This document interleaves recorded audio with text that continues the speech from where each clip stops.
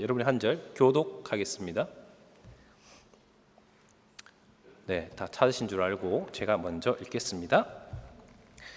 바울은 더 여러 날 머물다가 형제들과 작별하고 배 타고 수리아로 떠나갈새 브리스길라와 아굴라도 함께 하더라. 바울이 일찍이 서원이 있었으므로 갱그리아에서 머리를 깎았더라.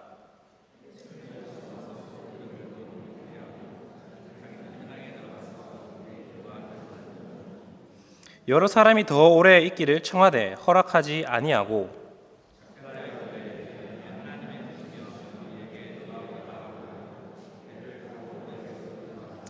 가이사랴에 상륙하여 올라가 교회의 안부를 물은 후에 안디옥으로 내려가서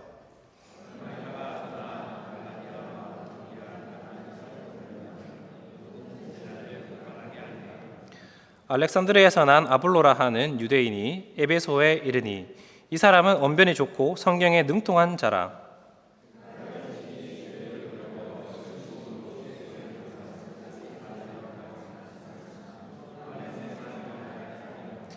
그가 회당에서 담대히 말하기 시작하거늘 브리스길라와 아굴라가 듣고 데려다가 하나님의 도를 더 정확하게 풀어 이르더라.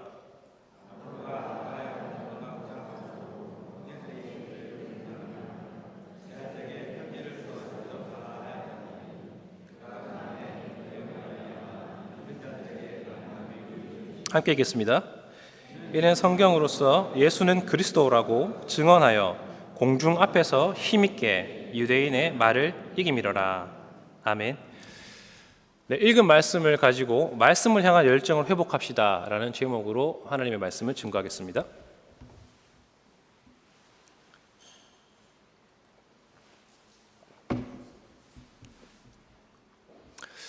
네, 우리가 계속해서 이 사도행전 말씀을 살펴보고 있는데요. 오늘 읽은 말씀은 두 가지 에피소드가 있습니다.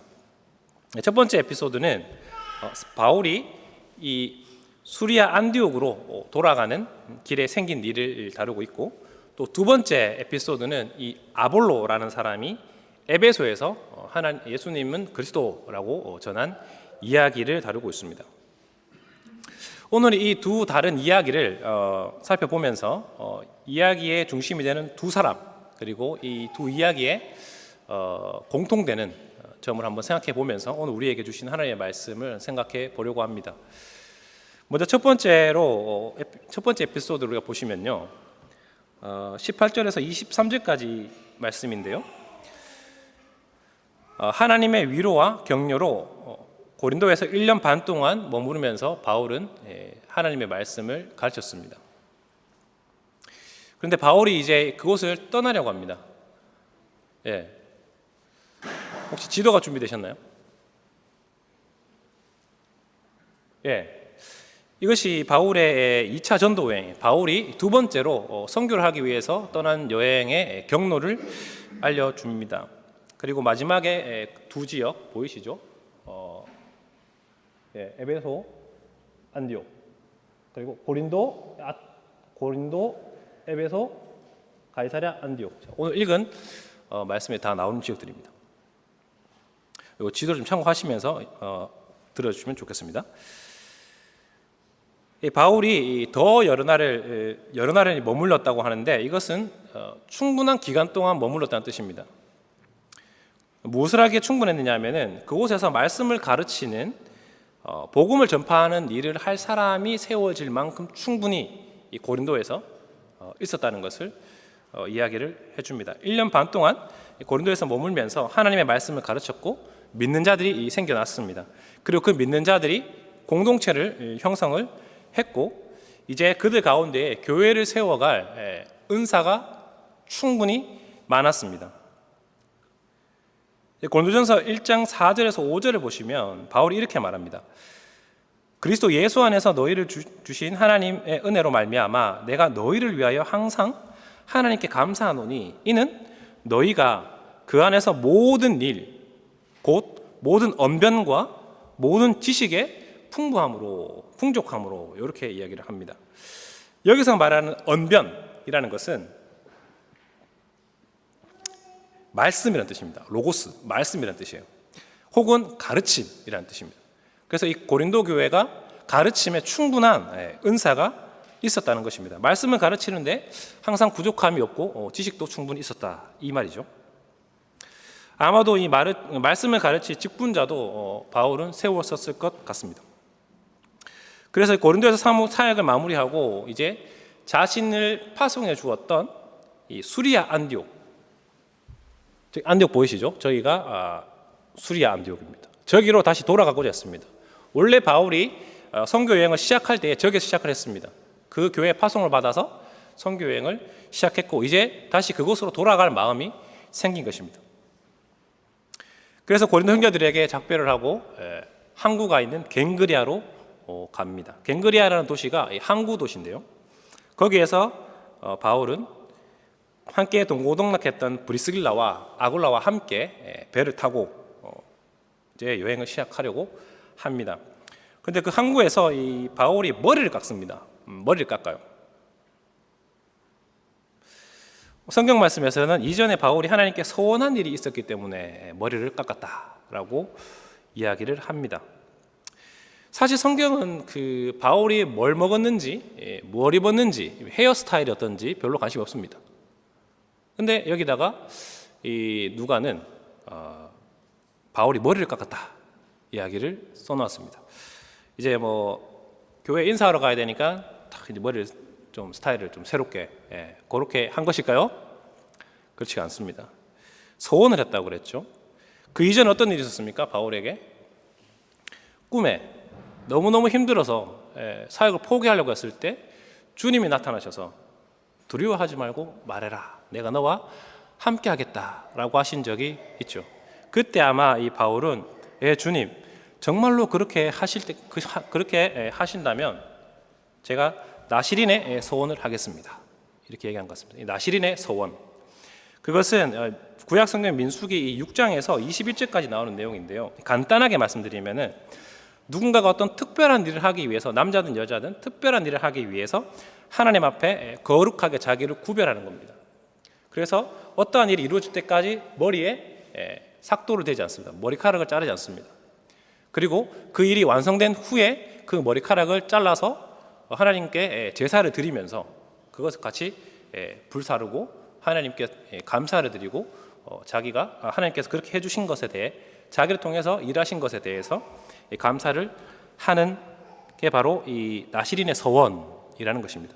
아마도 이 많은 학자들이 이 바울이 아마 이 서원을 했고 그것이 실제로 우리가 보았듯이 1년 반 동안 하나님께서 지켜주시고 실제로 자기 자신을 구별해 드렸을 때에 하나님의 말씀을 가르칠 수 있도록 안전하게 지켜주셨기 때문에 이렇게 서원을 한 것을 이행하였다고 봅니다. 이제 바울과 브리스길라는 그리고 아굴라는 배를 탑니다. 그런데 그때 목적지인 가이사랴로 바로 가는 이 직항이 없습니다. 직항이 없어서 좀 거쳐가야 됩니다. 거쳐가는 데가 어디냐 하면은 에베소라는 도시입니다. 보이듯이 에베소에 잠깐 들립니다. 이곳은 이 에베소라는 곳은 우리가 이제 다음 주에 더 자세히 살펴보겠지만 아시아, 지금의 터키 이 지역이죠. 그 지역에 예전에 지금은 나라지만 예전에 한 주였습니다. 로마 제국의 한 주, 아시아 주의 주도가 바로 이 에베소였습니다. 그곳에서 이 바울이 이 다른 곳에서 마찬가지로 회당에 가서 하나님의 말씀을 전했습니다. 예수는 그리스도이십니다. 구약에 말씀하신 그 메시아 바로 그분이 예수님이십니다. 전했습니다. 에베소 유대인들은 다른 곳의 유대인들보다 더 좀 호의적이었던 것 같습니다. 그래서 바울에게 이야기를 듣고 좀 더 있으면 안 되냐, 좀 더 좀 가르쳐주고 가라. 그런데 바울은 그렇게 하지 않고 내가 하나님의 뜻이면 다시 오겠다라고 약속하고 가이사랴로 향해 갑니다. 그리고 브리스길라와 아굴라는 에베소라는 도시에서 정착을 해서 그곳에 살게 됩니다. 이제 바울은 배를 타고 팔레스타인의 항구 도시인 가이사랴에 갑니다. 지금의 예루살렘이 있고 팔레스타인 지역이죠. 저곳에 항구 도시인 가이사랴에 내립니다. 그리고 성경을 보면은 18절 22절에 보면은 가이사랴에 상륙하여 올라가 이렇게 됩니다. 올라가 어디로 올라갔단 말일까요? 올라가 이게 예루살렘으로 올라갔단 말입니다. 예루살렘에 올라가서 교회 여기다 나오는 이 교회의 안부를 물었다라고 되어 있는데 원어로 보면 여기에 관사가 있습니다. 그러니까 이제 그 교회라는 뜻이죠. 그래서 예루살렘에 있는 교회 그 교회에 가서 안부를 묻고 이제 안디옥에 자신을 파송해 준 그 교회로 다시 돌아갑니다. 아마 그곳에서 처음과 같이 사역 보고를 했을 것입니다. 그리고 그들과 함께 수리 안디옥 교회 교인들과 함께 교제하면서 2차 선교 여행이 마무리가 됩니다. 그런데 오늘 말씀을 보시면은 얼마나 머물렀는지 말하지 않고 곧바로 누가는 얼마간 있다가 다시 선교 여행을 시작한 것으로 우리에게 알려줍니다. 23절에 보면은 얼마 있다가 떠나 갈라디아와 부르기아 땅을 차례로 다니며 모든 제자를 굳건하게 하니라. 여기 보시면 저기 갈라디아 보이시죠? 자, 여기가 두 번째 전도 여행 때로 들렸던 교회가 세워져 있던 곳입니다. 그곳에서 제자들을 굳건하게 하면서 어디까지 바울이 걸어서 가냐 하면 에베소까지 갑니다. 에베소까지.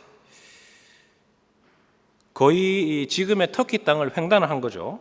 거리가 무려 1300km 정도 됩니다. 걸어서는 2달 한 반 정도 걸리는 거리입니다. 그 가운데에는 이전에 돌에 맞아 죽을 뻔했던 루스드라와 이고니온과 더베 지역에 세워진 이 교회가 있었습니다. 그곳을 다 다니면서 바울은 하나님과 약속을 지키고 또 하나님의 말씀으로 그 교회를 굳건하게 세웁니다. 바울은 하나님과 맺은 그 약속을 지켰습니다. 그리고 감사함으로 서원을 함으로 율법을 지켰고 또 이전에 세웠던 교회를 복음을 향한 이 열정을 가지고 말씀으로 든든하게 하나하나 살피면서 제자들을 굳건하게 했습니다. 이것이 첫 번째 에피소드입니다. 두 번째 에피소드는 바울이 에베소를 떠난 후에 일어난 일인데요. 에베소를 떠난 후에 이 브리스길라와 아굴라가 그곳에 남아 있었죠. 근데 그곳에 아볼로라는 사람이 등장을 합니다. 이 아볼로라는 사람은 알렉산드리아 출신이라고 합니다. 오늘 말씀 24절에 보시면 알렉산드리아에서 난 아볼로라 하는 유대인이 에베소에 이르니 이 사람은 언변이 좋고 성경에 능통한 자라. 잘 가르치고 성경을 바싹 깨고 있고 알렉산드리아 출신이다. 알렉산드리아라는 곳은 이집트죠. 이집트에 있는 도시입니다. 이 알렉산드리아는 당시 로마 제국에서 최고의 학문의 도시 중 하나였습니다. 그 유명한 70인경 셉투아진트 히브리어를 당시에 공용어였던 헬라어로 번역한 곳이 바로 이 알렉산드리아입니다. 그러니까 이 아볼로는 당대 최고의 석학이고 최고의 교육을 받은 사람입니다. 지금으로 따지면은 하버드나 옥스퍼드, 미국의 유명 대학을 나온 사람이죠.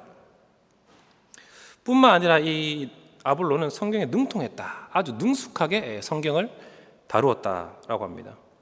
그런데 이 사람이 일찍이 주의 도를 알아서 주의 도를 배워서 열심으로 예수에 관한 것을 자세히 말하며 가르쳤다. 이렇게 되어 있습니다. 이 열심히라는 말은 문자 그대로 번역하면 영혼을 불태우는 겁니다. 영혼을 불태워서 예수는 그리스도다. 이렇게 전한 것입니다. 일찍이 아볼로는 이 구약 성경에서 말하는 메시아가 유대인들이 생각하는 그러한 메시아가 아니다라는 것을 일찍 알았습니다. 유대인들 어떻게 생각했다 그랬죠?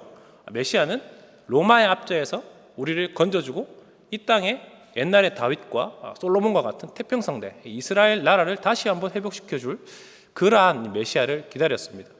그러나 이 아볼로는 유대인이면서도 하나님이 말씀하시는 메시아는 그런 메시아가 아니야 라는 것을 알고 있었습니다. 십자가에 죽으시고 부활하셔서 근본적인 죄의 문제를 해결하기 위해서 오신 분이 바로 메시아다. 그분이 바로 예수님이다 라는 사실을 알고 있었습니다. 하지만 아볼로가 전하는 예수님에 관한 이 복음과 이 말씀의 내용은 온전하지 않았습니다. 왜냐하면 25절을 보시면은 그는 세례 요한의 세례만 알았다라고 되어 있습니다. 요한의 세례만 알고 있더라. 여기서 요한의 세례만 알았다는 것은 아버지와 아들과 성령의 이름으로 세례를 받는 것을 알지 못했다는 뜻입니다. 예수님은 승천하시면서 말씀하셨죠. 제자들에게 아버지와 아들과 성령의 이름으로 세례를 베풀어라 라고 말씀을 하셨지만 이 아볼로는 그거를 모르고 있었던 것입니다. 요한이 전한 세례는 죄 용서와 회개의 세례였습니다. 그러나 아버지와 아들과 성령의 이름으로 세례를 받는 것은 죄사함과 회개를 의미할 뿐만 아니라 그리스도와 함께 죽고 그리스도와 함께 새로운 생명을 얻는 의미가 있었습니다. 아볼로는 그것을 알지 못했던 것입니다. 아볼로는 구약 성경을 잘 알고 있었고 열정적으로 예수님을 전파했지만 온전한 복음을 아직 알지 못했던 것입니다. 어느 날 아볼로가 회당에서 구약의 근거에서 예수님을 전하고 있을 때에 브리스길라와 아굴라도 그곳에 있었습니다. 그리고 그 메시지를 들었습니다. 이 부부는 브리스길라와 아굴라 부부는 바울과 동고동락하면서 1년 반 동안 바울에게 예수님과 복음에 대해서 배웠기 때문에 아볼로가 전하는 메시지가 뭔가 부족하다라는 것을 알았습니다. 그래서 아볼로를 자기의 집으로 초대해서 하나님의 도를 더 정확하게 풀어서 설명을 했습니다. 그러자 아볼로는 더 완전히 이 복음을 이해할 수 있었고 이제 아볼로는 이 아가야 지방, 고린도 도시가 주도인 이 아가야 지방으로 건너가 하나님의 말씀을 전하고자 했습니다. 그때 에베소에 있던 신자들이 아볼로를 격려하고 또 아가야 지방에 있는 제자들에게 추천서를 써 주어서 아볼로를 잘 지원해주고 그의 말을 듣도록 부탁을 하는 편지를 써줬습니다. 그것을 들고 아볼로는 아가야 지역으로 가서 복음을 전파했습니다. 그때 하나님께서 은혜를 주셔서 예수님을 믿고 신앙생활을 하는 모든 사람에게 큰 유익을 주었다라고 합니다. 왜냐하면 아볼로가 성경 말씀을 가지고 예수는 그리스도이시다라고 전하며 유대인들의 말을 이 공개 토론에서 이겼기 때문입니다. 자, 이 두 에피소드의 공통점이 무엇일까요? 바로 바울과 아볼로 모두 큰 열심으로 성경으로 예수님을 그리스도라고 증거했다는 것입니다. 교회를 다른 것이 아니라 말씀으로 무장을 시켰다는 것입니다. 바울은 이전에 보았던 것 같이 회당에서 유대인들과 논쟁할 때 구약 성경을 가지고 논쟁을 했습니다. 자신의 경험과 자신의 체험을 바탕으로 예수는 그리스도라고 전하지 않았습니다. 하나님의 말씀을 가지고 바울은 복음을 전했습니다. 물론 우리의 체험과 우리의 간증은 우리가 경험하지 못했던 다른 사람이 또 경험하지 못했던 것을 우리가 경험하고 또 다른 사람이에게 들려줌으로써 간접적으로 하나님이 살아계시다라는 것을 알려줄 수 있다라는 측면에서 긍정적인 면이 없는 것은 아닙니다. 하지만 그것이 우리의 경험이나 우리의 간증이 교회를 든든하게 세울 수는 없습니다. 바울은 아주 열정적으로 교회를 하나하나 아시아에 세워진 교회를 세워나갈 때 돌볼 때에 말씀으로 교회를 돌보았습니다. 우리가 앞에서 살펴보았던 것 같이 바울이 이전에 세워진 교회를 돌보아 제자들을 굳건하게 했다는 표현이 나오는데요. 오늘 말씀을 보면 23절 말씀을 보면 제자들을 얼마 있다가 떠나 갈라디아와 부르기아 땅을 차례로 다니며 모든 제자를 굳건하게 하니라. 이 표현이 똑같이 나오는데 언제 나오냐면은 사도행전 14장 22절에 나옵니다. 사도행전 14장 22절에 보면은 이것이 바울이 2차 전도 여행을 시작하면서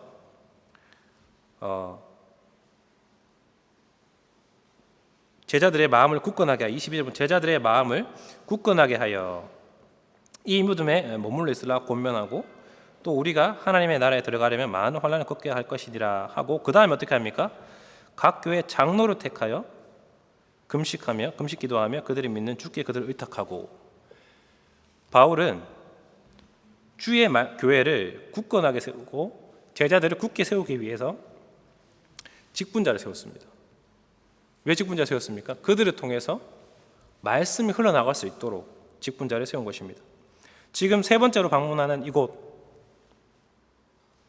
사도행전 14장 22절에 방문한 그 교회가 3차 방문 때 이 사도행전 18장 23절에 다니는 갈라디아와 부르기아 땅을 차례로 다니며 모든 죄를 굳건하게 하니라. 마찬가지로 그 교회에 세워진 직분자들을 격려하고 말씀으로 교회를 세울 수 있도록 권면했습니다. 그래서 그들을 통해서 교회의 말씀이 끊이지 않도록 한 것입니다. 세워진 직분자들이 말씀을 바르게 전하고 그들을 통해서 말씀으로 위로하고 권면하게 함으로 제자들을 굳건하게 한 것입니다. 교회가 한번 세워지고 그냥 그대로 되는 그냥 둬도 되는 그러한 공동체라면 바울은 그들을 계속해서 방문하지 않았을 것입니다. 그리고 말씀으로 굳건하게 하지도 않았을 것입니다. 교회는 마치 살아있는 유기체와 같아서 말씀을 지속적으로 먹고 성장하고 자라나야 합니다.